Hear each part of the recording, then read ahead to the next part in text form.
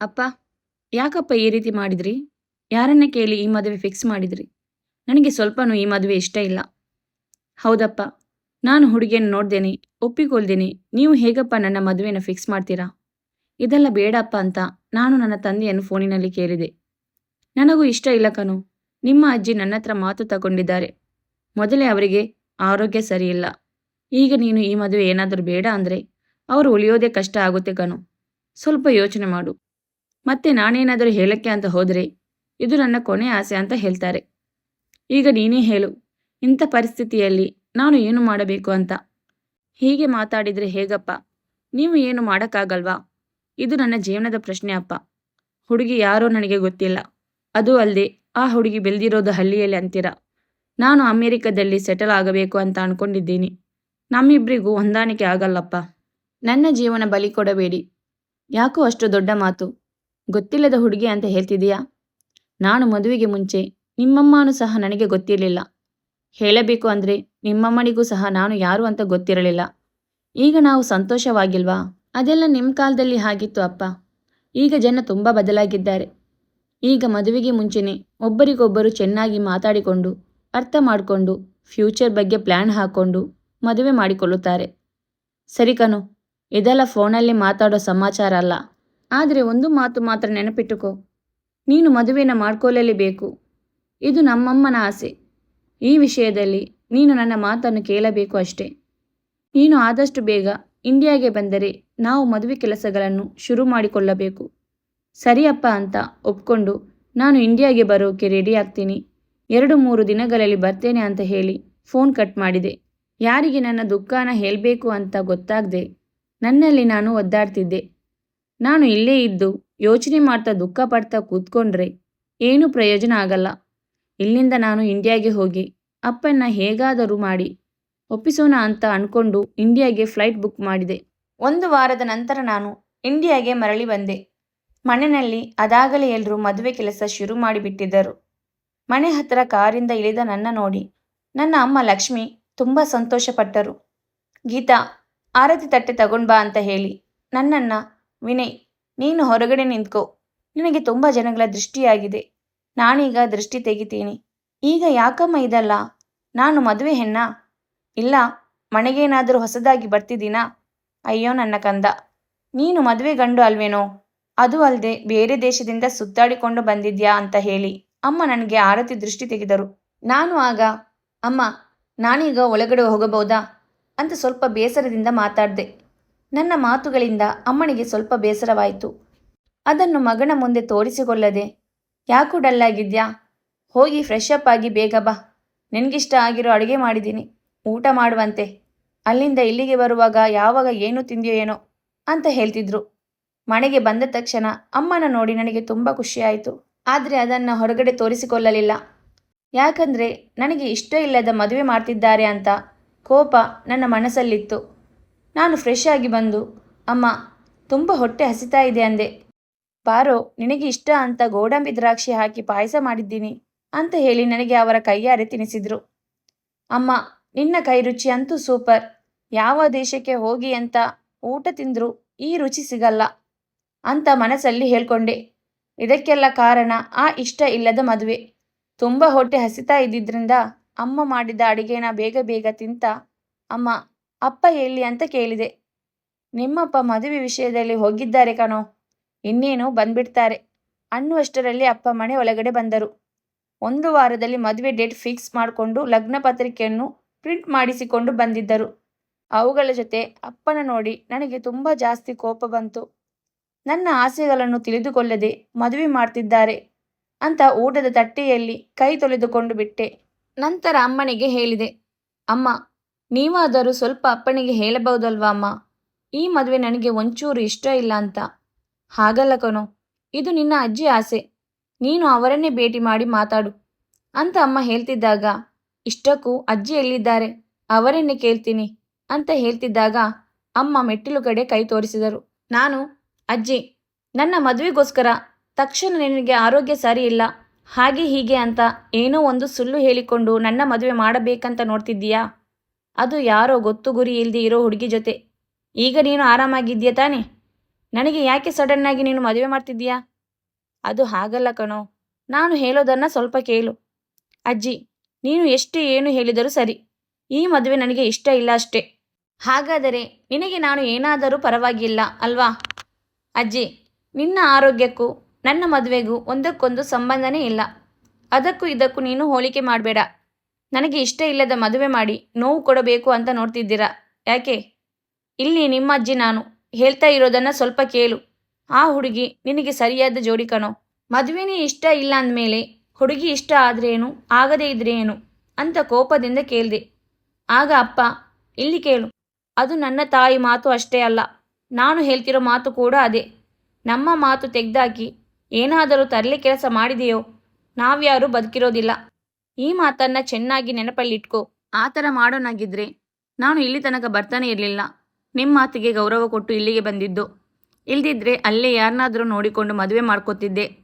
ಆದರೆ ನನ್ನ ಜೀವನ ಇಷ್ಟೊಂದು ಇಕ್ಕಟ್ಟಿನ ಪರಿಸ್ಥಿತಿಗೆ ಸಿಕ್ಕಾಕೊಳ್ಳುತ್ತೆ ಅಂತ ಊಹೆನೂ ಮಾಡೋಕ್ಕಾಗ್ತಿಲ್ಲ. ನೀವೆಲ್ಲ ಒಟ್ಟಾಗಿ ಸೇರಿ ನನ್ನ ಜೀವನನ ನಾಶ ಮಾಡೋಕ್ಕೆ ಈ ಮದುವೆ ಮಾಡುತ್ತಿದ್ದೀರಾ. ಪರವಾಗಿಲ್ಲ, ಈ ಮದುವೆ ನಡೆಯಬೇಕು ಅಷ್ಟೇ. ಆಗ ಅಜ್ಜಿ, ನಿನ್ನ ಮದುವೆ ನೋಡೋದೇ ನನ್ನ ಕೊನೆ ಆಸೆ. ನೋಡು ನೋಡು, ಆ ಮಾತನ್ನು ಹೇಳಿ ಹೇಳಿ ನನ್ನನ್ನು ಬ್ಲ್ಯಾಕ್ ಮೇಲ್ ಮಾಡ್ತಿದ್ದೀರಾ. ಆಗ ಅಪ್ಪ, ನೋಡು ವಿನಯ್, ಇದು ನಿನ್ನ ಜೀವನಕ್ಕೆ ಸಂಬಂಧಿಸಿದ್ದು ಅಂತ ನನಗೆ ಚೆನ್ನಾಗಿ ಗೊತ್ತು. ಹಾಗೆ ನಿನಗೆ ಯಾವುದು ಸರಿ ಯಾವುದು ತಪ್ಪು ಅಂತ ನನಗೆ ಗೊತ್ತು. ಯಾವ ಕೆಟ್ಟ ಆಲೋಚನೆಗಳು ನಿನ್ನ ಮನಸ್ಸಲ್ಲಿ ಇಟ್ಟುಕೊಳ್ಳದೆ ಮದುವೆ ಮಾಡಿಕೊಳ್ಳೋದಕ್ಕೆ ತಯಾರಾಗು. ಆಗ ನನಗೆ ಏನು ಮಾತನಾಡಬೇಕು ಅಂತ ತಿಳಿದೆ ಅಲ್ಲಿಂದ ಬೇಜಾರು ಮಾಡಿಕೊಂಡು ರೂಮಿಗೆ ಹೋದೆ. ಅಮೇರಿಕಾದಲ್ಲಿ ಸೆಟಲ್ ಆಗಿ ಅಲ್ಲಿ ಹಾಯಾಗಿರೋಣ ಅಂತ ಎಷ್ಟೊಂದು ಕನಸುಗಳನ್ನು ಕಂಡುಕೊಂಡಿದ್ದೆ. ಈಗ ಇವರು ಮದುವೆ ಅಂತ ನನ್ನ ಪ್ರಾಣ ತಿಂತಿದ್ದಾರೆ. ಹೇಗಾದರೂ ಮಾಡಿ ಈ ಮದುವೆಯಿಂದ ತಪ್ಪಿಸಿಕೊಳ್ಳೋಣ ಅಂದ್ಕೊಂಡು ಇಲ್ಲಿಗೆ ಬಂದರೆ ನನಗೆ ಯಾವ ಅವಕಾಶವೂ ಸಿಗದೆ ಇರೋ ಹಾಗೆ ಮಾಡಿದ್ದಾರೆ. ಮೊದಲು ಅಜ್ಜಿಗೆ ಬೈಬೇಕು. ಸರಿ, ಅಜ್ಜಿ ಹೇಳಿದರು ಅಂತ ಅಪ್ಪನಾದರೂ ಹೇಗಾದರೂ ಅಜ್ಜಿಗೋಸ್ಕರ ನನಗೆ ಇಷ್ಟ ಇಲ್ಲದ ಮದುವೆ ಮಾಡ್ತಾರಾ? ಇಷ್ಟಕ್ಕೂ ನಾನು ನನ್ನ ಮದುವೆ ಮಾಡ್ಕೋತಿರೋ ಆ ಹುಡುಗಿ ಯಾರು ಇರ್ಬೋದು? ಅವಳು ಹೇಗಿದ್ದಾಳೆ? ನನ್ನನ್ನು ಅವಳು ನೇರವಾಗಿ ನೋಡ್ದೇನೆ ಹೇಗೆ ಒಪ್ಪಿಕೊಂಡಳು? ಅವಳಿಗೆ ಈ ವಿಷಯ ಗೊತ್ತಾ? ಅಥವಾ ಅವಳನ್ನು ಇದೇ ರೀತಿ ಬಲವಂತವಾಗಿ ಮದುವೆಗೆ ಒಪ್ಪಿಸಿದ್ದಾರಾ? ಏನು ಅಂತ ನೂರಾರು ಆಲೋಚನೆಗಳು ನನ್ನ ತಲೆಯಲ್ಲಿ ಓಡಾಡುತ್ತಿದ್ದವು. ಅಷ್ಟರೊಳಗೆ ಅಮ್ಮ ನನ್ನ ರೂಮಿನ ಒಳಗೆ ಬಂದರು. ನನ್ನ ಮುಖ ಬೇಸರದಿಂದಿರುವುದನ್ನು ನೋಡಿ, ಯಾಕೋ ಈ ರೀತಿ ಇದ್ದೀಯಾ ಎಂದು ಕೇಳಿದರು. ಆಗ ನಾನು, ಬಲವಂತವಾಗಿ ನನ್ನನ್ನು ಅಮೇರಿಕದಿಂದ ಇಲ್ಲಿಗೆ ಕರೆಸಿಕೊಂಡು ಇಷ್ಟ ಇಲ್ಲದಿರೋ ಮದುವೆ ಮಾಡ್ತಿದ್ರೆ ಈ ರೀತಿ ಅಲ್ಲದೆ ಇನ್ಯಾವ ರೀತಿ ಇರಲಿ ಅಮ್ಮ, ನೀನೇ ಹೇಳು. ವಿನಯ್, ನಾನು ಹೇಳೋದನ್ನು ಸ್ವಲ್ಪ ಕೇಳೋ. ಅಮ್ಮ ಪ್ಲೀಸ್, ನನ್ನ ಒಂಟಿಯಾಗಿ ಬಿಟ್ಟು ಬಿಡಿ. ನಿನಗಷ್ಟೇ ಅಲ್ಲ ಕಣೋ, ನಿಮ್ಮ ತಂದೆಗೂ ಈ ಮದುವೆ ಇಷ್ಟ ಇಲ್ಲ. ನಿಮ್ಮಜ್ಜಿಗೋಸ್ಕರ ಈ ಮದುವೆನ ಅವರು ಒಪ್ಪಿಕೊಂಡಿದ್ದಾರೆ. ಹುಡುಗಿ ಬೇರೆ ಯಾರೂ ಅಲ್ಲ ಕಣೋ, ಸ್ವಂತ ನಿನ್ನ ಅತ್ತೆಯ ಮಗಳು ಹರ್ಷಿತಾ ಅಂತ. ಅತ್ತೆ ಮಗಳ? ಯಾವ ಅತ್ತೆ ಮಗಳು? ನನಗೆ ಇದುವರೆಗೂ ಯಾವತ್ತೂ ಅತ್ತೆ ಇದ್ದಾರೆ ಅನ್ನೋದೇ ಗೊತ್ತಿಲ್ಲ. ಇದರ ಬಗ್ಗೆ ನನಗೆ ಇಲ್ಲಿಯವರೆಗೂ ಯಾರೂ ಏನೂ ಹೇಳೂ ಇಲ್ಲ ಎಂದು ಆಶ್ಚರ್ಯದಿಂದ ನಾನು ಅಮ್ಮನನ್ನು ಕೇಳಿದೆ. ನಿಮ್ಮ ಅಜ್ಜಿಗೆ ನಿಮ್ಮ ತಂದೆಯ ನಂತರ ತುಂಬ ಜನ ಮಕ್ಕಳು ಹುಟ್ಟಿ ಅವರು ಸ್ವಲ್ಪ ದಿನಕ್ಕೆ ಸತ್ತು ಹೋಗುತ್ತಿದ್ದರು. ಅದಾದಮೇಲೆ ಎಷ್ಟು ವರ್ಷಗಳಿಗೆ ನಿಮ್ಮ ಅತ್ತೆ ಸಾವಿತ್ರಿ ಹುಟ್ಟಿದಳು. ಸಾವಿತ್ರಿನ ಎಲ್ಲರೂ ತುಂಬ ಪ್ರೀತಿಯಿಂದ ಚೆನ್ನಾಗಿ ಬೆಳೆಸಿದ್ರು. ಅವಳು ಹೇಗೆ ಹೇಳ್ತಾಳೆ, ಏನು ಕೇಳ್ತಾಳೆ ಹಾಗೆ ನಡ್ಕೋತಿದ್ರು. ಮನೆಯಲ್ಲಿ ಎಲ್ಲರೂ ಅವಳು ಏನು ಕೇಳಿದ್ರು ತಕ್ಷಣ ಅದನ್ನು ಮಾಡ್ಕೋತಿದ್ರು. ಆ ರೀತಿ ಸಾವಿತ್ರಿನ ಬೆಳೆಸಿದ್ರು. ಆದರೆ ಅವಳು ಅಷ್ಟು ದೊಡ್ಡ ತಪ್ಪು ಮಾಡ್ತಾಳೆ ಅಂತ ಯಾರೂ ಅಂದುಕೊಂಡಿರಲಿಲ್ಲ ಅಂತ ಅಮ್ಮ ಕಣ್ಣಲ್ಲಿ ನೀರು ಹಾಕುತ್ತಿದ್ದರು. ಅಮ್ಮನ ಕಣ್ಣಲ್ಲಿ ಕಣ್ಣೀರು ನೋಡಿ ನನ್ನ ಮನಸ್ಸು ಕರಗಿತು. ಅಮ್ಮ, ಏನಾಯಿತು? ಯಾಕೆ ಇಷ್ಟೊಂದು ನೋವು ಮಾಡಿಕೊಳ್ಳುತ್ತಿದೆಯಾ? ಏನಿಲ್ಲ ಕಣೋ, ಅಷ್ಟೊಂದು ಪ್ರೀತಿಯಿಂದ ಬೆಳೆಸಿದ್ದು ನಮ್ಮ ತಪ್ಪು ಅಂತ ನಮಗೆ ಬುದ್ಧಿ ಕಲಿಸಿದಳು. ನಿಮ್ಮ ತಂದೆಗೂ ಅವಳಿಗೂ ವಯಸ್ಸಿನಲ್ಲಿ ತುಂಬ ವ್ಯತ್ಯಾಸ ಇದ್ದಿದ್ದರಿಂದ ಮೊದಲು ನಮ್ಮ ಮದುವೆ ಆಯಿತು. ನಾನು ಸಾವಿತ್ರಿನ ನನ್ನ ಮಗಳಂತೆ ನೋಡಿಕೊಳ್ಳುತ್ತಿದ್ದೆ. ಹೀಗೆ 3 ವರ್ಷ ಕಳಿತಿದ್ದಂತೆ ನಾನು ಗರ್ಭವತಿಯಾದೆ. ನೀನು ಹುಟ್ಟಿದ ನಂತರ ನಿನಗೆ 1 ವರ್ಷದೊಳಗೆ ನಿಮ್ಮ ಅತ್ತೆಗೆ ಮದುವೆ ಮಾಡಬೇಕೆಂದು ಅಂದುಕೊಂಡಿದ್ದೆವು. ನಿಮ್ಮ ತಾತ ಒಂದು ಒಳ್ಳೆಯ ಸಂಬಂಧವನ್ನು ನೋಡಿ ತಂದರು. ಅವರು ನಿಮ್ಮ ಅತ್ತೆಯನ್ನು ನೋಡಿ ತಕ್ಷಣ ನಮಗೆ ಹುಡುಗಿ ಇಷ್ಟ ಆಗಿದ್ದಾಳೆ ಎಂದು ಹೇಳಿದರು. 1 ವಾರದೊಳಗೆ ನಿನ್ನ ಅತ್ತೆಗೆ ಎಂಗೇಜ್ಮೆಂಟ್ ಕೂಡ ನಡೆದು ಹೋಯಿತು. ಈ ಕಡೆ ಮಗಳಿಗೆ ಮದುವೆ ಫಿಕ್ಸ್ ಆಯ್ತಲ್ಲ ಅಂತ ನಿಮ್ಮ ತಾತ ಮತ್ತು ನಿನ್ನ ಅಪ್ಪ ಇಬ್ಬರಿಗೂ ತಾಳಲಾರದಷ್ಟು ಖುಷಿ ಸಂತೋಷ. ಮನೆಯಲ್ಲಿ ಎಲ್ಲರೂ ಇದರಿಂದ ತುಂಬ ಖುಷಿಯಾಗಿದ್ದರು. ಆದರೆ ಆ ಸಂತೋಷ ಜಾಸ್ತಿ ದಿನ ಇರಲಿಲ್ಲ. ಇದ್ದಕ್ಕಿದ್ದಂತೆ ಸಾವಿತ್ರಿ, ನಾನು ಒಬ್ಬರನ್ನು ಪ್ರೀತಿಸಿದ್ದೇನೆ. ನಾನು ಅವರನ್ನೇ ಮದುವೆ ಆಗಬೇಕು ಅಂತ ತೀರ್ಮಾನ ಮಾಡಿದ್ದೀನಿ. ನೀವು ಒಪ್ಕೊಂಡಿರೋ ಈ ಮದುವೆ ನನಗೆ ಇಷ್ಟ ಇಲ್ಲ ಅಂತ ಎಲ್ಲರ ಮುಂದೆ ಹೇಳಿದ್ಲು. ನಿಮ್ಮ ತಾತಂಗೆ ಕೋಪ ಬಂದು ಎಂಗೇಜ್ಮೆಂಟ್ ಆಗೋಗಿದೆ, ಆವಾಗೆಲ್ಲ ನೀನು ಏನೂ ಹೇಳಿಲ್ಲ. ಈಗ ಇದ್ದಕ್ಕಿದ್ದಂತೆ ಬಂದು ನಾನು ಒಬ್ಬನ ಪ್ರೀತಿಸ್ತೀನಿ ಅಂತಿದ್ದೀಯಾ. ನಾನೀಗ ಅವರಿಗೆ ಮಾತು ಕೊಟ್ಟು ಬಿಟ್ಟಿದ್ದೀನಿ, ನೀನು ಈ ಮದುವೆಯನ್ನು ಮಾಡಿಕೊಳ್ಳಲೇಬೇಕು ಅಂತ ಜೋರಾದ ಧ್ವನಿಯಲ್ಲಿ ಹೇಳಿ ಹೊರಟು ಹೋದರು. ಆಗ ಸಾವಿತ್ರಿ ಒಬ್ಳೇ ರೂಮಲ್ಲಿ ಕೂತ್ಕೊಂಡು ಅಳುತ್ತಿರುವಾಗ ನಿನ್ನಪ್ಪ ಅವಳತ್ರ ಹೋಗಿ ಸಮಾಧಾನ ಮಾಡುತ್ತಿದ್ದರು. ಸಾವಿತ್ರಿ ನಿನ್ನಪ್ಪನನ್ನು ತಬ್ಬಿಕೊಂಡು, ಅಣ್ಣ, ನೀನು ನನಗೆ ಅನ್ಯಾಯ ಮಾಡ್ತೀಯಾ ಅಂತ ಜೋರಾಗಿ ಕೇಳ್ತಿದ್ಲು. ನನಗೆ ನೀನು ಇಷ್ಟ ಇಲ್ದಿರೋ ಮದುವೆ ಮಾಡ್ತೀಯಾ ಅಣ್ಣ? ನನಗೆ ಈ ಮದುವೆ ಖಂಡಿತ ಇಷ್ಟ ಇಲ್ಲ ಅಣ್ಣ, ನನಗೆ ಬಲವಂತ ಮಾಡಬೇಡ ಅಂತ ತನ್ನ ದುಃಖನ ನಿಮ್ಮಪ್ಪನ ಹತ್ತಿರ ಹೇಳಿಕೊಂಡಳು.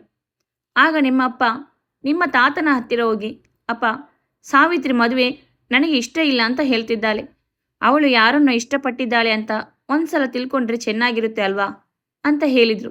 ಆಗ ನಿಮ್ಮ ತಾತ, ಏನೂ ಬೇಕಾಗಿಲ್ಲ, ಅವಳು ಯಾರನ್ನಾದರೂ ಇಷ್ಟಪಟ್ಟಿರಲಿ, ಅವನು ಯಾರಾದರೂ ಆಗಿರಲಿ, ಅವನ ಜೊತೆ ಮಾತ್ರ ಮದುವೆಗೆ ನಾನು ಒಪ್ಪಿಗೆ ಕೊಡಲ್ಲ. ಇದು ನನ್ನ ಗೌರವದ ಪ್ರಶ್ನೆ ಅಂದರು. ಆಗ ನಿಮ್ಮ ಅಪ್ಪ, ಅಪ್ಪ, ಮಗಳಿಗಿಂತ ಗೌರವ ಪ್ರತಿಷ್ಠೆನ ಮುಖ್ಯನಾ ಹೇಳಪ್ಪ ಅಂದಾಗ, ನೀನೇನೇ ಹೇಳಿದ್ರು ಎಷ್ಟೇ ಕೇಳಿದ್ರು ಈ ಮದುವೆ ಮಾತ್ರ ನಿಲ್ಲಲ್ಲ. ಈ ಮದುವೆ ನಡೆಯಲೇಬೇಕು. ಇದರ ವಿಚಾರವಾಗಿ ಇನ್ನೊಂದು ಸಲ ನೀನು ನನ್ನ ಹತ್ರ ಏನು ಚರ್ಚೆ ಮಾಡಬೇಡ. ಇದೇ ನನ್ನ ಕೊನೆ ಮಾತು ಅಂತ ನಿಮ್ಮಪ್ಪ ಎಷ್ಟು ಕೇಳಿಕೊಂಡರೂ ನಿಮ್ಮ ತಾತ ಒಪ್ಪಿಕೊಳ್ಳಲೇ ಇಲ್ಲ. ನಿಮ್ಮ ತಂದೆ ಸಾವಿತ್ರಿಗೆ ಇದರ ಬಗ್ಗೆ ಸಮಾಧಾನ ಮಾಡಲು ನೋಡಿದರು. ಆದರೆ ಸಾವಿತ್ರಿ, ನನಗೆ ಇಷ್ಟವಿಲ್ಲದ ಮದುವೆ ಮಾಡಿಕೊಂಡು ಜೀವನ ಪೂರ್ತಿ ನೋವನ್ನು ಅನುಭವಿಸುವಂತೀರಾ? ನೀವೇ ಹೇಳಿ ಅಣ್ಣ ಎಂದು ಅಳುತ್ತಾ ಅಲ್ಲಿಂದ ಹೊರಟು ಹೋದಳು. ಮರುದಿನ ಬೆಳಗ್ಗೆ ಎದ್ದು ನೋಡುವಷ್ಟರಲ್ಲಿ ಸಾವಿತ್ರಿ ಎಲ್ಲೋ ಕಾಣಿಸಲಿಲ್ಲ. ಮನೆಯೆಲ್ಲ ಹುಡುಕಿದರೂ ಅವಳು ಎಲ್ಲೂ ಇರಲಿಲ್ಲ. ಅವಳ ರೂಮಿನಲ್ಲಿ ಒಂದು ಕಾಗದ ಇತ್ತು. ಅದರಲ್ಲಿ ಅವಳು, ಅಪ್ಪ, ಅಣ್ಣ, ನನ್ನನ್ನು ಕ್ಷಮಿಸಿ. ನಿಮ್ಮ ಮಾತು ಕೇಳದೆ ಮನೆ ಬಿಟ್ಟು ಹೋಗುತ್ತಿದ್ದೇನೆ. ಇಷ್ಟವಿಲ್ಲದ ಮದುವೆ ಮಾಡಿಕೊಂಡು ಜೀವನ ಪೂರ್ತಿ ನೋವು ಅನುಭವಿಸುತ್ತಾ ಬದುಕುವುದಕ್ಕಿಂತ ನನ್ನ ಪ್ರೀತಿ ಮಾಡುವವರ ಜೊತೆ ಜೀವನ ಪೂರ್ತಿ ಸಂತೋಷವಾಗಿ ಇರಬಹುದು. ಅದಕ್ಕೆ ನಾನು ಇಷ್ಟಪಡುವವರ ಜೊತೆ ನಾನು ಹೋಗುತ್ತಿದ್ದೇನೆ. ಕೊನೆಯದಾಗಿ ಒಂದು ಮಾತು ಅಣ್ಣ, ನನಗೋಸ್ಕರ ಎಷ್ಟೆಲ್ಲ ಮಾಡಿದ ನೀವು ನನ್ನ ಇಷ್ಟಗಳನ್ನು ಮೊದಲೇ ತಿಳಿದುಕೊಂಡು ನೆರವೇರಿಸ್ತಿದ್ರಿ. ಆದರೆ ನನ್ನ ಜೀವನದಲ್ಲಿ ತುಂಬ ಮುಖ್ಯವಾದ ವಿಷಯದಲ್ಲಿ, ಅಂದರೆ ನನ್ನ ಮದುವೆ ವಿಷಯದಲ್ಲಿ ನನಗೆ ಇಷ್ಟವಿಲ್ಲದ ಮದುವೆ ಮಾಡುತ್ತಿರುವುದಕ್ಕೆ ನನಗೆ ತುಂಬ ನೋವಾಗ್ತಿದೆ. ನಾನು ಯಾರನ್ನ ಇಷ್ಟಪಟ್ಟಿದ್ದೇನೆ ಅಂತ ನೀವು ಒಂದು ಸಲ ಕೇಳಿದಿದ್ದರೆ ಚೆನ್ನಾಗಿರುತ್ತಿತ್ತೇನೋ. ಅವರು ಬೇರೆ ಯಾರೂ ಅಲ್ಲ ಅಣ್ಣ, ನಿನ್ನ ಸ್ನೇಹಿತ ಗಿರೀಶ್. ಈ ವಿಷಯ ಕೇಳಿ ನಿಮಗೆ ಕೋಪ ಬರುವುದು ಸಹಜ, ಆದರೆ ಇದರಲ್ಲಿ ಅವರ ಯಾವುದೇ ತಪ್ಪು ಇಲ್ಲ. ನನ್ನ ಬಲವಂತದಿಂದಲೇ ಅವರು ಇದಕ್ಕೆ ಒಪ್ಪಿಕೊಂಡಿದ್ದು. ಅವರನ್ನು ತಪ್ಪು ತಿಳಿಬೇಡಿ ಎಂದು ಬರೆದಿದ್ದಳು. ಇದನ್ನು ಓದಿದ ನಿನ್ನ ತಂದೆಗೆ ಹೃದಯ ಒಡೆದು ಹೋಯಿತು. ತನ್ನ ಪ್ರಾಣ ಸ್ನೇಹಿತ ಈ ರೀತಿ ದ್ರೋಹ ಬಗೆದನೆಂದು ತುಂಬ ಕೋಪಗೊಂಡರು.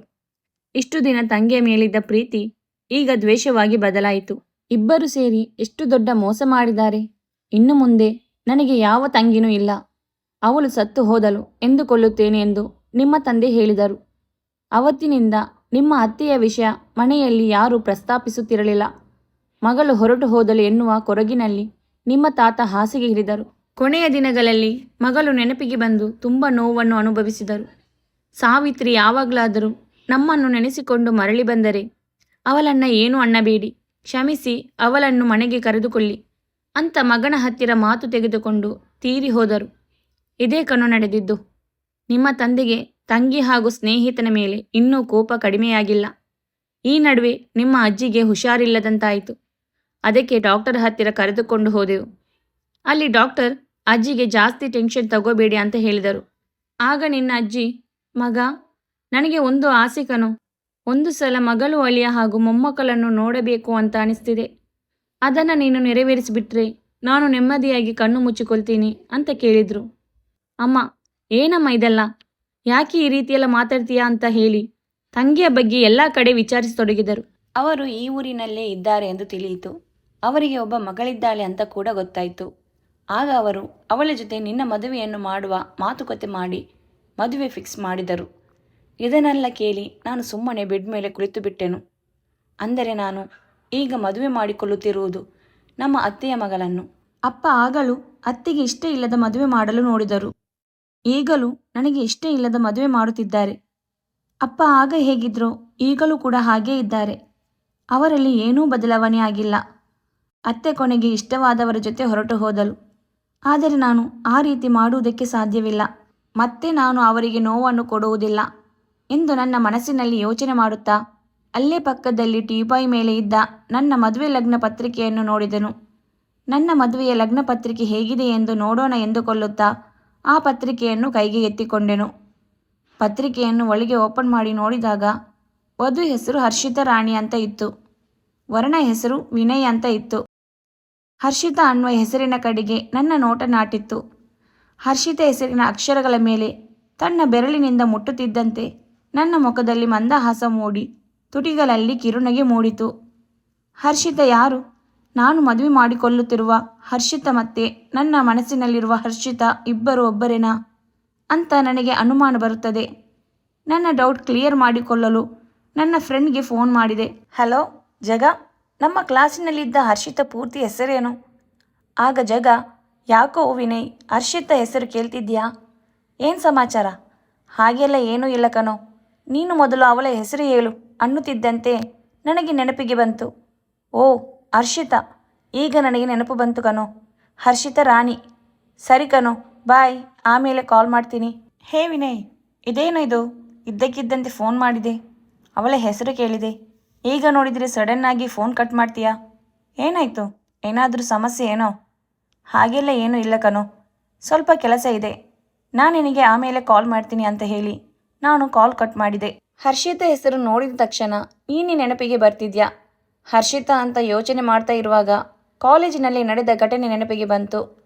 ನಾನು ಇಂಜಿನಿಯರಿಂಗ್ ಕಾಲೇಜ್ ಸೇರಿಕೊಂಡಾಗ ಹರ್ಷಿತಾ ಅನ್ನೋ ಹುಡುಗಿ ಅದೇ ಕಾಲೇಜಿಗೆ ಬಂದು ಸೇರಿಕೊಂಡಳು. ಹೊಸದಾಗಿ ಸೇರಿಕೊಂಡಾಗ ಅವಳು ಎಲ್ಲರನ್ನೂ ಮಾತನಾಡಿಸಿ ನನ್ನ ಹೆಸರು ಹರ್ಷಿತಾ ರಾಣಿ ಅಂತ ಪರಿಚಯ ಮಾಡಿಕೊಂಡಳು. ಆಗ ಎಲ್ಲರೂ ಒಮ್ಮೆಗೆ ಜೋರಾಗಿ ಹಲೋ ಹರ್ಷಿತಾ ಅಂತ ಕಿರುಚಿಕೊಂಡರು.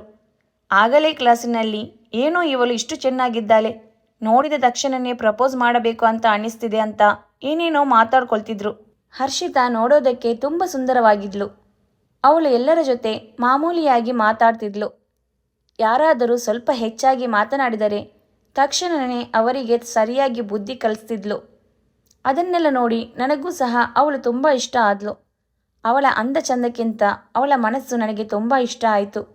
ಆದರೆ ಅದು ಬರೀ ಆಕರ್ಷಣೆ ಮಾತ್ರ ಎಂದು ತಿಳಿದು ನಾನು ಅವಳನ್ನು ಒಬ್ಬ ಫ್ರೆಂಡ್ ಆಗಿ ನೋಡ್ತಿದ್ದೆ. ಆವತ್ತಿಂದ ನಾನು ಅವಳು ಒಳ್ಳೆಯ ಫ್ರೆಂಡ್ಸ್ ಆಗಿದ್ವಿ. ಕಾಲೇಜಿನಲ್ಲಿ ನಮ್ಮದೇ ಆದ ಒಂದು ಗ್ರೂಪ್ ಇತ್ತು, ಅದರಲ್ಲಿ ಹರ್ಷಿತನು ಸೇರಿಕೊಂಡಿದ್ಲು. ನಾವು ಓದೋ ವಿಷಯ ಅಲ್ಲದೆ ಆಟ ಪಾಠದಲ್ಲೂ ಸಹ ನಾವು ಮುಂದೆ ಇರ್ತಿದ್ವಿ. ಒಂದೊಂದು ಸಾರಿ ಹರ್ಷಿತಾ ಕ್ಲಾಸ್ಗೆ ಫಸ್ಟ್ ಬರ್ತಿದ್ಲು, ಮತ್ತೊಂದು ಬಾರಿ ನಾನು ಕ್ಲಾಸ್ಗೆ ಫಸ್ಟ್ ಬರ್ತಿದ್ದೆ. ನಮ್ಮಿಬ್ಬರ ಅಭಿಪ್ರಾಯಗಳು ಸಹ ಚೆನ್ನಾಗಿ ಹೊಂದಾಣಿಕೆ ಆಗ್ತಿದ್ವು. ನಮ್ಮ ಫ್ರೆಂಡ್ಶಿಪ್ ಇನ್ನೂ ಸ್ಟ್ರಾಂಗ್ ಆಗ್ತಾ ಹೋಯಿತು. ಸೀನಿಯರ್ಸ್ ಫೇರ್ವೆಲ್ ದಿನ ಪಿಂಕ್ ಕಲರ್ ಗೌನ್ ಹಾಕಿಕೊಂಡು ಹರ್ಷಿತಾ ಮಿಂಚುತ್ತಿದ್ದಳು. ಆ ದಿನ ಅವಳು ನನಗೆ ಪ್ರಪೋಸ್ ಮಾಡಿದ್ಲು. ನಾನು ಅದನ್ನು ಒಪ್ಪಿಕೊಳ್ಳಲಿಲ್ಲ. ಅದು ಅಲ್ಲದೆ ನಿನ್ನ ಮೇಲೆ ನನಗೆ ಆ ರೀತಿ ಫೀಲಿಂಗ್ಸ್ ಇಲ್ಲ ಅಂತ ಹೇಳಿ ನಾನು ರಿಜೆಕ್ಟ್ ಮಾಡಿದೆ. ಅವಳಿಗೆ ಆ ಕ್ಷಣಕ್ಕೆ ಬೇಜಾರಾಗಿದ್ದರೂ 3-4 ದಿನ ಕಳೆದ ನಂತರ ಅವಳೇ ಬಂದು ಸಾರಿ ಕೇಳಿ ಇನ್ಮುಂದೆನೂ ನಾವು ಇದೇ ರೀತಿ ಫ್ರೆಂಡ್ಸ್ ಆಗಿರೋಣ ಅಂತ ಹೇಳಿದ್ಲು. ಮತ್ತೆ ನಮ್ಮ ಫ್ರೆಂಡ್ಶಿಪ್ ಮುಂದುವರೆದು ಈಗ ನಮ್ಮಿಬ್ಬರ ಮನಸ್ಸಿನಲ್ಲಿ ಪ್ರೀತಿ ಅನುಭವ ಇರಲಿಲ್ಲ. ಆದರೆ ನಮ್ಮಿಬ್ಬರನ್ನು ನೋಡುವ ಪ್ರತಿಯೊಬ್ಬರು ನಾವು ಲವರ್ಸ್ ಅಂತ ಅಂದ್ಕೊಳ್ತಿದ್ರು. ಅದನ್ನು ನೋಡಿ ನಾವು ಕೆಲವೊಮ್ಮೆ ನಗ್ನಗ್ತಾ ಎಂಜಾಯ್ ಮಾಡ್ತಿದ್ವಿ. ಆ ರೀತಿ ಇಂಜಿನಿಯರಿಂಗ್ ಪೂರ್ತಿಯಾಗಿ ಎಕ್ಸಾಮ್ ಮುಗೀತು. ಕೊನೆಯ ದಿನ ಫ್ರೆಂಡ್ಸ್ ಎಲ್ಲ ಕುಳಿತುಕೊಂಡು ಮಾತನಾಡಿಕೊಂಡ್ವಿ. ಎಕ್ಸಾಮ್ ಎಲ್ಲ ಮುಗೀತು. ಮುಂದೆ ಯಾರ್ಯಾರಿಗೆ ಏನೇನು ಮಾಡಬೇಕು ಅಂತ ಅಂದುಕೊಂಡಿದ್ದೀರಿ ಹೇಳಿ ಅಂತ ಒಬ್ಬೊಬ್ಬರನ್ನೇ ಕೇಳ್ತಿದ್ವಿ. ಹರ್ಷಿತಾ ನನ್ನನ್ನು ಮುಂದೆ ನೀನು ಏನು ಮಾಡಬೇಕು ಅಂದುಕೊಂಡಿದ್ದೀಯಾ ಅಂತ ಕೇಳಿದ್ಲು. ಆಗ ನಾನು ಅವಳಿಗೆ ಅಮೆರಿಕದಲ್ಲಿ MS ಮಾಡಬೇಕು ಅಂದ್ಕೊಂಡಿದ್ದೀನಿ ಅಂತ ಹೇಳಿದೆ. ಆಗ ಪಕ್ಕದಲ್ಲಿ ಗಿರಿ ನಾನು MTech ಮಾಡ್ತೀನಿ ಅಂದ. ಇನ್ನು ಪ್ರಿಯಾ ನಮ್ಮನೆಯಲ್ಲಿ ಓದಿದ್ದು ಸಾಕು, ಏನಾದರೂ ಜಾಬ್ ಮಾಡು ಅಂತ ಹೇಳ್ತಿದ್ದಾರೆ ನಮ್ಮ ತಂದೆ ಅಂತ ಹೇಳಿದ್ಲು. ಆಗ ಎಲ್ಲರೂ ಸೇರಿಕೊಂಡು ಹರ್ಷಿತಾನ ನೀನೇನು ಮಾಡ್ತೀಯಾ ಅಂತ ಕೇಳಿದಾಗ ಹರ್ಷಿತಾ ನಾನಿನ್ನು ಏನು ಮಾಡಬೇಕು ಅಂತ ಡಿಸೈಡ್ ಮಾಡಿಕೊಂಡಿಲ್ಲ ಅಂತ ಹೇಳಿದ್ಲು. ಆಗ ನಮ್ಮ ಗ್ರೂಪಲ್ಲಿ ಇದ್ದ ಸೌಮ್ಯ ನಮ್ಮ ತಂದೆ ನನಗೆ ಮದುವೆ ಮಾಡ್ತಾರಂತೆ, ನನ್ನ ಮದುವೆಗೆ ಎಲ್ಲರೂ ತಪ್ಪದೇ ಬರಬೇಕು ಅಂತ ಹೇಳಿದಾಗ ನಾವೆಲ್ಲರೂ ಮಿಸ್ ಮಾಡೋದೇ ಇಲ್ಲ, ತಪ್ಪದೇ ಬರ್ತೀವಿ ಅಂತ ಹೇಳಿ ಮತ್ತೆ ನಾವೆಲ್ಲ ಅವರವರ ಕೆಲಸಗಳಲ್ಲಿ ಬ್ಯುಸಿಯಾಗಿ ಹೋದೆವು. ನಾನು ಕಂಪ್ಯೂಟರ್ ಸೈನ್ಸ್ನಲ್ಲಿ ಮಾಸ್ಟರ್ ಮಾಡಬೇಕೆಂದು ಅಮೇರಿಕಾಗೆ ಬಂದೆನು. ನನಗೆ ಎಕ್ಸಾಮ್ನಲ್ಲಿ ಒಳ್ಳೆ ಸ್ಕೋರ್ ಬಂತು, ಒಳ್ಳೆ ಕಡೆ ಸೀಟ್ ಕೂಡ ಸಿಕ್ತು. ತಕ್ಷಣವೇ ನಾನು ಅಲ್ಲಿಗೆ ಹೋಗಿ ಜಾಯಿನ್ ಆಗಿಬಿಟ್ಟೆ. ಆಶ್ಚರ್ಯ ಅಂದರೆ ಹರ್ಷಿತಾ ನನಗಿಂತ ಮೊದಲೇ ಅಲ್ಲಿ ಜಾಯ್ನ್ ಆಗಿದ್ಲು. ಕಾಲೇಜಿನಲ್ಲಿ ಹರ್ಷಿತಾನ ನೋಡಿ ಶಾಕ್ ಆದೆ. ಅವಳನ್ನು ನೋಡಿ, ಹೇ ಹರ್ಷಿತಾ, ನೀನೇನು ಇಲ್ಲಿ? Hi Vinay, what is surprise? ನಾನು ಇಲ್ಲಿ ಜಾಯ್ನ್ ಆದೆ ಕಣೋ, ITಯಲ್ಲಿ ಮಾಸ್ಟರ್ ಮಾಡೋಣ ಅಂತ. ಇಲ್ಲಿ ನೋಡಿದರೆ ನೀನು ಜಾಯ್ನ್ ಆಗಿದ್ಯಾ? ಅದು ಸರಿ, ಎಕ್ಸಾಮ್ ಯಾವಾಗ ಬರ್ದೆ? ನಮಗೆ ಯಾರಿಗೂ ಏನೂ ಹೇಳಲೇ ಇಲ್ಲ. ಸರ್ಪ್ರೈಸ್ ಕೊಡೋಣ ಅಂತ ಯಾರಿಗೂ ಹೇಳಿರಲಿಲ್ಲ. ನಿಜ ಹೇಳು, ನಾನು ಇಲ್ಲಿ ಜಾಯ್ನ್ ಆಗ್ತೀನಿ ಅಂತ ಗೊತ್ತಾಗಿ ನೀನು ಕೂಡ ಇಲ್ಲೇ ಜಾಯ್ನ್ ಆಗಿದೆಯಾ ಅಲ್ವಾ? ಹೇ, ಆ ಮಾತು ನಾನು ನಿನ್ನ ಕೇಳಬೇಕು ಅಂದ್ಕೊಂಡೆ ಕಣೋ. ಯಾಕಂದರೆ ನಾನು ಇಲ್ಲಿಗೆ ಫಸ್ಟ್ ಬಂದಿದ್ದು. ನೀನೇನಾದರೂ ನನ್ನನ್ನು ಫಾಲೋ ಮಾಡ್ತಿದ್ಯಾ ಏನೋ? ಅಷ್ಟೆಲ್ಲ ಇಲ್ಲ ಬಿಡು, ನಿಜ ಹೇಳು, ನೀನು ಹೇಗೆ ಬಂದೆ ಇಲ್ಲಿಗೆ? ಅಯ್ಯೋ ದೇವರೇ, ನಾನು ಇವನಿಗೆ ಹೇಗಪ್ಪ ಅರ್ಥ ಮಾಡಿಸಲಿ ಅಂತ ಹರ್ಷಿತಾ ತಲೆ ಮೇಲೆ ಕೈ ಹಿಡ್ಕೊಂಡು, ನಾನು ಕೂಡ ಕಷ್ಟಪಟ್ಟು ಓದಿ ಎಕ್ಸಾಮ್ ಬರೆದೆ, ಇಲ್ಲಿ ಸೀಟ್ ಸಿಕ್ತು ಕಣೋ. ಅಯ್ಯೋ, ಯಾರಪ್ಪ ಇವಳಿಗೆ ಮಾರ್ಕ್ಸ್ ಕೊಟ್ಟಿದ್ದು? ಪ್ರಪಂಚ ತಿಳುವಳಿಕೆನೇ ಗೊತ್ತಿಲ್ಲದವಳಿಗೆ ಮಾರ್ಕ್ಸ್ ಕೊಟ್ಟಿರೋ ಪುಣ್ಯಾತ್ಮ. ಏನೋ ಅಂದೆ, ನನಗೆ ತಿಳುವಳಿಕೆ ಇಲ್ವಾ? ಹೇ, ಓಕೆ ಕೂಲ್, ಸುಮ್ಮನೆ ರೇಗ್ಸೋಣ ಅಂತ ಹೇಳಿದೆ ಅಷ್ಟೇ. ಹೀಗೆ ದಿನಗಳು ಕಳೀತಾ ಅಮೆರಿಕದಲ್ಲಿ ನಾವಿಬ್ಬರು MS ಮಾಡ್ತಿದ್ವಿ. ಫೈನಲ್ ಸೆಮಿಸ್ಟರ್ನಲ್ಲಿ ಇರುವಾಗ ನನಗೆ ಇಲ್ಲಿಂದ ಮದುವೆ ಅಂತ ಫೋನ್ ಮಾಡಿದರು. ಆಗ ಅಮ್ಮ ಜೋರಾಗಿ ವಿನಯ್ ಅಂತ ಕೂಗಿದರು. ಆಗ ನಾನು ವಾಸ್ತವಕ್ಕೆ ಬಂದೆ. ಏನೋ ಇಷ್ಟೊಂದು ಯೋಚನೆಯಲ್ಲಿ ಮುಳುಗಿಬಿಟ್ಟಿದ್ದೀಯಾ, ಬಾ ಊಟ ಮಾಡು ಅಂತ ಕರ್ಕೊಂಡು ಹೋದರು. ಆದರೆ ಹರ್ಷಿತಾಳ ಮೇಲೆ ಇರುವುದು ಪ್ರೀತಿನೋ ಅಲ್ಲವೂ ಗೊತ್ತಿಲ್ಲ. ಆದರೆ ಒಂದು ಮಾತ್ರ ಗೊತ್ತು, ಮನೆಯಲ್ಲಿ ಒಪ್ಪಿಕೊಳ್ಳಲ್ಲ ಅಂತ ಹೇಳಿ ಅವಳ ಪ್ರೀತಿಗೆ ನೋ ಅಂತ ಅವಳಿಗೆ ಹೇಳಿದೆ. ಇಲ್ದಿದ್ರೆ ಎಸ್ ಅಂತ ಹೇಳ್ತಿದ್ದೇನೇನೋ. ಇನ್ನು 2 ದಿನದಲ್ಲಿ ಮದುವೆ ಇಟ್ಕೊಂಡು ನಾನು ಯಾಕೆ ಈ ರೀತಿ ಯೋಚನೆ ಮಾಡ್ತಿದ್ದೀನಿ ಅಂತ ಊಟ ಮಾಡ್ತಾನೆ ಯೋಚನೆ ಮಾಡ್ತಿದ್ದೆ. ಆಗ ಅಮ್ಮ, ಹೇ ವಿನಯ್, ಊಟ ಮಾಡುವಾಗಲೂ ಯೋಚನೆ ಮಾಡುತ್ತಿದ್ದೀಯಲ್ಲೋ, ಸರಿ ಬೇಗ ತಿಂದು ಕೆಳಗಡೆ ಬಾ, ಎಲ್ಲರೂ ನಿನಗೋಸ್ಕರ ಬಂದು ಕಾಯ್ತಾ ಇದ್ದಾರೆ. ಆಯ್ತಮ್ಮ ಅಂತ ಹೇಳಿ ಬೇಗ ಊಟ ಮುಗಿಸಿದೆ. ಮದುವೆ ದಿನ ಬಂದೇ ಬಿಡ್ತು. ನನಗೆ ಮನಸ್ಸಲ್ಲಿ ಏನೋ ಒಂಥರ ಕಳವಳ. ಮನೆಯಲ್ಲಿ ಯಾರ ಮನಸ್ಸಿಗೂ ನೋವು ಮಾಡಬಾರದು ಅಂತ ಈ ಮದುವೆಗೆ ಒಪ್ಕೊಂಡೇ ಹೊರತು ನನ್ನ ಇಷ್ಟದಿಂದಲ್ಲ. ನಾನು ಮದುವೆಯ ಗಂಡಂತೆ ರೆಡಿಯಾಗಿ ರೂಮಿನಲ್ಲಿ ಕುಳಿತುಕೊಂಡಿದ್ದೆ. ಹೌದು, ಇಷ್ಟಕ್ಕೂ ಅತ್ತೆಯವರು ಅಪ್ಪನವರು ಒಬ್ಬರಿಗೊಬ್ಬರು ಹೇಗೆ ಭೇಟಿಯಾದರು, ಅಪ್ಪ ಮದುವೆಗೆ ಹೇಗೆ ಒಪ್ಪಿಕೊಂಡರು ಎಂದು ಯೋಚನೆ ಮಾಡುತ್ತಿದ್ದೆ. ಅಷ್ಟರಲ್ಲೇ ಅಜ್ಜಿ ರೂಮಿಗೆ ಬಂದರು. ಅಜ್ಜಿ, ನನಗೊಂದು ಡೌಟ್ ಇದೆ. ಅತ್ತೆಯವರು ಇಲ್ಲೇ ಇದ್ದಾರೆ ಅಂತ ನಿಮಗೆ ಹೇಗೆ ಗೊತ್ತಾಯಿತು? ನಿನ್ನ ಚಿಕ್ಕಪ್ಪ ರಾಮು ಇಲ್ವಾ, ಅವನೇ ಹೇಳಿದ್ದು. ನಿಮ್ಮ ಅತ್ತೆಯವರ ಬಗ್ಗೆ ಯಾರಿಗೂ ಗೊತ್ತಿಲ್ಲದ ವಿಷಯ ಏನೆಂದರೆ, ರಾಮನಿಗೆ ನಿಮ್ಮ ಅತ್ತೆ ಬಗ್ಗೆ ತಿಳಿದುಕೋ ಅಂತ ಹೇಳಿದ್ದು ನಾನೇ. ನಿಮ್ಮ ಅತ್ತೆ ನಿಮ್ಮ ಅಪ್ಪನ ಬಳಿ ಬರುವ ಥರ ಮಾಡಿದ್ದು ನಿಮ್ಮ ಅತ್ತೆಯ ಗಂಡ, ಅಂದರೆ ನಿಮ್ಮ ಮಾವ. ನಿಮ್ಮ ಅಪ್ಪನ ಬಳಿ ಬಂದು ಕ್ಷಮಾಪಣೆ ಕೇಳಿದರು. ತಂಗಿಯ ಮುಖ ನೋಡಿ ನಿಮ್ಮ ತಂದೆ ಒಪ್ಪಿಕೊಂಡರು. ಅದೇ ಸಮಯದಲ್ಲಿ ನನಗೆ ಆರೋಗ್ಯ ಹದಗೆಟ್ಟಿತು. ಅದಕ್ಕಾಗಿ ನಿಮ್ಮ ತಂದೆಗೆ ಇಷ್ಟ ಇಲ್ಲದಿದ್ದರೂ ನನಗೋಸ್ಕರ ನಿಮ್ಮ ಅತ್ತೆ ಮಗಳನ್ನು ಸೊಸೆಯಾಗಿ ಮಾಡಿಕೊಳ್ಳಲು ಒಪ್ಪಿಕೊಂಡರು. ಇದನ್ನೆಲ್ಲ ಕೇಳಿ ನಂತರ ನಾನು ಮಂಟಪಕ್ಕೆ ಹೊರಟೆ. ಮದುವೆ ಮಂಟಪ, ಹಸಿರು ತೋರಣಗಳು, ಹೂಗಳ ಅಲಂಕಾರ ಅತಿಥಿಗಳಿಂದ ವಿಜೃಂಭಿಸುತ್ತಿತ್ತು. ಆದರೆ ಮದುವೆ ಗಂಡಿನ ಮುಖದಲ್ಲಿ ಸಂತೋಷದ ಕಲೆ ಇರಲಿಲ್ಲ. ಪುರೋಹಿತರು ಹೇಳಿದಂತೆ ನಾನು ಪೂಜೆ ಮಾಡುತ್ತಿದ್ದೆ ಅಷ್ಟೇ. ಅಲ್ಲಿಗೆ ವಧುವನ್ನು ಕರೆತಂದರು. ಅವಳನ್ನು ನನ್ನ ಎದುರಾಗಿ ಕೂರಿಸಿ ನಮ್ಮ ಮಧ್ಯ ಬಿಳಿಯ ಪರದೆ ಒಂದನ್ನು ಕಟ್ಟಿದರು.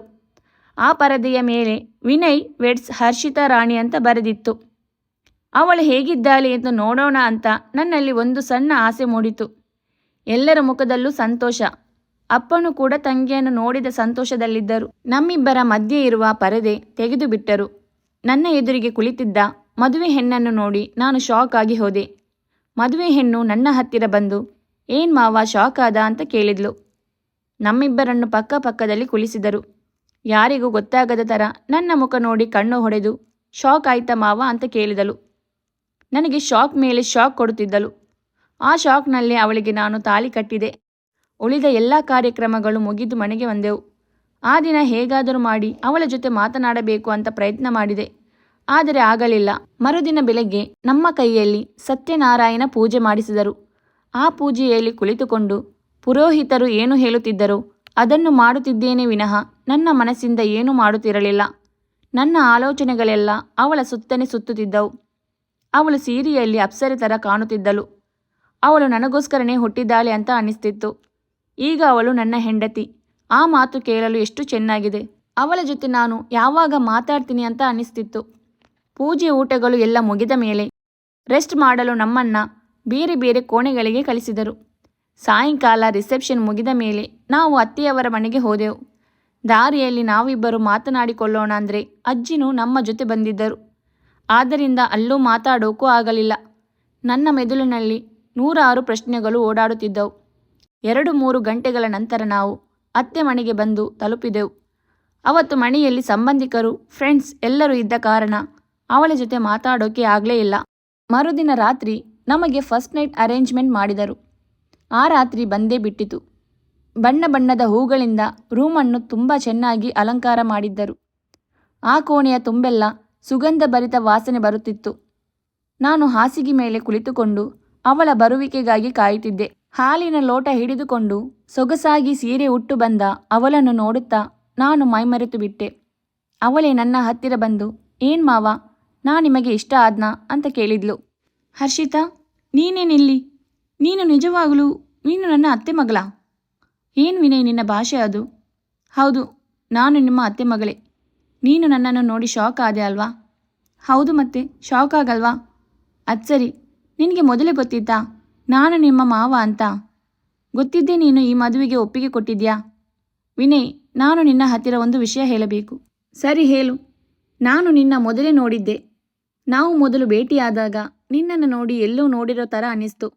ಅಮ್ಮ ಒಂದ್ಸಲ ಇನ್ನು ಕಾಲೇಜಲ್ಲಿ ನೋಡಿದ್ಲು. ಮನೆಗೆ ಬಂದು ಅವರ ಅಣ್ಣನ ಫೋಟೋಗಳನ್ನು ನೋಡಿ ಆ ಹುಡುಗ ನನ್ನ ಅಣ್ಣನ ಮಗ ಎಂದು ತುಂಬ ಖುಷಿಪಟ್ಲು. ಮತ್ತೆ ಕಣ್ಣೀರು ಹಾಕಿದ್ಲು. ನೀನು ನೋಡಲು ಸ್ವಲ್ಪ ನಿಮ್ಮ ಅಪ್ಪನ ಥರನೇ ಇರೋದು. ಆದ್ದರಿಂದ ಅಮ್ಮ ಬೇಗ ಕಂಡು ಹಿಡಿದಳು. ಮತ್ತೆ ನಾನು ನಿನ್ನ ಬಗ್ಗೆ ಕಾಲೇಜಿನಲ್ಲಿ ವಿಚಾರಿಸಿದಾಗ ಆಗ ನನಗೆ ಎಲ್ಲ ಕನ್ಫರ್ಮ್ ಆಯಿತು. ಅಮ್ಮ ನಡೆದದನ್ನೆಲ್ಲ ಹೇಳಿ ತುಂಬ ದುಃಖಪಟ್ಟರು. ಆಗ ನಾನು ಒಂದು ನಿರ್ಧಾರಕ್ಕೆ ಬಂದೆ. ನಿನ್ನನ್ನು ಮದುವೆ ಮಾಡಿಕೊಂಡು ದೂರ ಆಗಿರುವ ಅಣ್ಣ ತಂಗಿಯರ ಮತ್ತೆ ಒಂದು ಮಾಡೋಣ ಅಂತ. ಅವತ್ತಿನಿಂದ ನಾನು ನಿನ್ನನ್ನು ಫಾಲೋ ಮಾಡ್ತಾ ಬಂದೆ. ನೀನು ಯಾವ ಕಾಲೇಜಿನಲ್ಲಿ ಸೇರ್ಕೊತಿದ್ಯೋ ನಾನು ಅದೇ ಕಾಲೇಜಿನಲ್ಲಿ ಬಂದು ಸೇರ್ಕೊತಿದ್ದೆ. ಅಪ್ಪ ಅಮೇರಿಕಾಗೆ ಬೇಡ ಅಂದ್ರೂ ಅವರನ್ನು ಒಪ್ಪಿಸಿ ನಾನು ಅಲ್ಲೇ ಬಂದು ಜಾಯಿನ್ ಆದೆ. ನಮ್ಮ ತಂದೆಗೆ ಸ್ನೇಹಿತರಾದ ರಾಮು ಅಂಕಲ್ ಒಂದು ದಿನ ನಮ್ಮ ಮನೆಗೆ ಬಂದಿದ್ದರು. ಅವರು ನಡೆದ ಎಲ್ಲ ವಿಷಯನ ತಿಳಿಸಿದರು. ಅಜ್ಜಿಗೆ ಹುಷಾರಿಲ್ಲ ಎಂದು ತಿಳಿದು ಅಪ್ಪ ಅಮ್ಮ ಅಜ್ಜಿಯನ್ನು ನೋಡಲು ನಿಮ್ಮ ಮನೆಗೆ ಬಂದರು. ಆಗ ನಮ್ಮ ಮದುವೆ ಫಿಕ್ಸ್ ಆಯಿತು. ನಿಜವಾಗಲೂ ನಾನಿನ್ನ ಎಷ್ಟು ಪ್ರೀತಿಸುತ್ತೇನೆ ಗೊತ್ತಾ? I love you Vinay. ಈಗಲಾದರೂ ನನ್ನ ಪ್ರೀತಿನ ಎಕ್ಸೆಪ್ಟ್ ಮಾಡ್ತೀಯಾ? ಎಷ್ಟು ದೊಡ್ಡ ಕಳ್ಳಿ ನೀನು. ಒಂದು ಚೂರು ನನಗೆ ಡೌಟ್ ಬರದೇ ಇರೋ ಹಾಗೆ ಎಷ್ಟು ದೊಡ್ಡ ಪ್ಲ್ಯಾನ್ ಮಾಡಿ ಕೊನೆಗೂ ನನ್ನ ಮದುವೆ ಮಾಡಿಕೊಂಡೆ ಬಿಟ್ಟೆ. ಹೌದು, ಅದಕ್ಕೆಲ್ಲ ನಾನು ಸಾರಿ ಕೇಳ್ತೀನಿ. ಆದರೆ ನೀನು ನಿಜ ಹೇಳು, ನೀನು ನನ್ನ ನಿಜವಾಗ್ಲೂ ಇಷ್ಟಪಟ್ಟಿದ್ದೀಯಾ ಅಥವಾ ಮನೆಯವರ ಬಲವಂತಕ್ಕಾಗಿ ಈ ಮದುವೆ ಮಾಡಿಕೊಂಡಿದ್ಯಾ? ಆಗ ನಾನು ನಿಟ್ಟುಸಿರು ಬಿಡುತ್ತಾ, ಮನೆಯವರ ಬಲವಂತಕ್ಕೆ ಮದುವೆ ಆಗಿದ್ದೇನೋ ನಿಜ, ಆದರೆ ಈಗ ಅಲ್ಲ ಕಣೆ. ನಾನು ಯಾವಾಗಲೂ ನಿನ್ನ ಪ್ರೀತಿಯಲ್ಲಿ ಬಿದ್ದಿದ್ದೆ. ಆದರೆ ಅಪ್ಪನ ಬಗ್ಗೆ ತಿಳಿದು ಆ ಪ್ರೀತಿನ ನನ್ನೆದೆಲೆ ಮುಚ್ಚಿಟ್ಟುಕೊಂಡೆ. ನೀ ನನ್ನ ಪ್ರಪೋಸ್ ಮಾಡಿದಾಗಲೂ ಇದೇ ಕಾರಣಕ್ಕೆ ರಿಜೆಕ್ಟ್ ಮಾಡಿ ನಾನು ತುಂಬ ಫೀಲ್ ಮಾಡ್ಕೋತಿದ್ದೆ. ಹೋಗಲಿ ಬಿಡು ವಿನಯ್, ಈಗಲಾದರೂ ನೀನು ನನಗೆ ಸ್ವಂತ ಆದಲ್ಲ, ಅಷ್ಟು ಸಾಕು ನನಗೆ ಅಂತ ನನ್ನನ್ನು ಗಟ್ಟಿಯಾಗಿ ತಬ್ಬಿಕೊಂಡಳು. ಹೌದು ಹರ್ಷಿತಾ, ನಮ್ಮ ಪ್ರೀತಿಯೂ ನಮಗೆ ಸಿಕ್ತು. ಇದರಿಂದ ಒಡೆದು ಹೋಗಿದ್ದ ಕುಟುಂಬಗಳು ಒಂದಾಯಿತು. ಈಗೆಲ್ಲರೂ ನಗ್ನಗ್ತಾ ಇದ್ದಾರೆ. ಈಗ ಅಜ್ಜಿನೂ ತುಂಬ ಖುಷಿಯಾಗಿದ್ದಾರೆ. I am very happy now. Thank you Harshita.